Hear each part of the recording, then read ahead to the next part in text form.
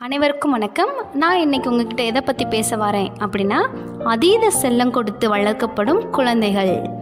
அன்பு செலுத்துதல் என்பது வேறு, நம்ம செல்லம் கொடுத்து வளர்க்குறது என்பது வேறு. ரெண்டுக்குமே வித்தியாசம் இருக்குது. அரவணைப்பு, கட்டி அணைப்பு, தொடர்பிலேயே இருத்தல், தன் வேலையை தானே செய்தல், அப்புறம் நம்மளோட ஃபீலிங்ஸ் எல்லாம் புரிஞ்சுக்கிறது, இதெல்லாம் அன்பு செலுத்துதலில் அடங்கும். கட்டாயமாக சொல்லிக் கொடுக்கணும். இதெல்லாம் செல்லம் கொடுக்கிறது என்பது குழந்தையால் செய்ய முடிகிற விஷயத்தை கூட பெற்றோரே செய்வது. கை காற்ற எல்லாத்தையுமே வாங்கிக்கிறது, அடம்பிடித்தலை ஏற்றுக்கிறது, எல்லாமே செல்லம் கொடுக்கறதுல தான் அடங்கும். நன்றாக நடக்க தெரிந்த குழந்தைகளை தூக்கி கொண்டு செல்லாமல் அவர்களையே நம்ம நடக்க வைக்கணும். குழந்தைகள் தன் வேலையை தானே செய்வதை பெற்றோர்கள் தடுக்கின்றனர். ஆண் குழந்தை என்றால் இதையெல்லாம் செய்யக்கூடாது, பெண் குழந்தை என்றால் இதையெல்லாம் செய்யக்கூடாது அப்படின்னு சொல்லாமல் எல்லா குழந்தைக்கும் எல்லா வேலையும் சொல்லி கொடுக்கறது தான் நம்மளோட கடமை. ஆண் பெண் வித்தியாசம் இல்லாமல் இன்றைய குழந்தைகளுக்கு எந்த வேலையும் செய்ய தெரியாது என்பது தான் உண்மை.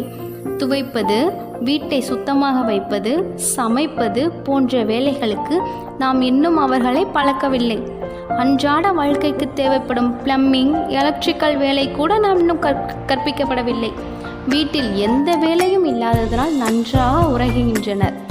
இதனால் சோம்பேறி தலைமுறையாக இன்றைய இளைஞர்கள் தலையெடுத்ததன் காரணம் நமது செல்லம் கொடுத்ததால் தான். பெற்றோர்களாகிய நாம் கேட்டதெல்லாம் வாங்கி கொடுத்து பழகிய காரணத்தினால் அவர்கள் பெரியவர்களாய் ஆகும் வரை அனைத்தையும் வாங்கி வேண்டிய சூழ்நிலை உண்டாகிவிடும்.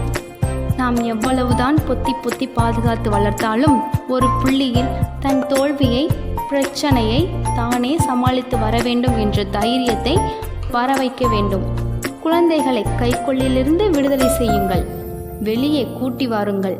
வெயிலில் வெறுங்காலில் நடக்க சொல்லுங்கள். துணி மடிப்பது, புத்தகத்தை அடுக்குவது, செல்ஃபை ஒதுக்குவது போன்ற வேலைகளை செய்ய வையுங்கள்.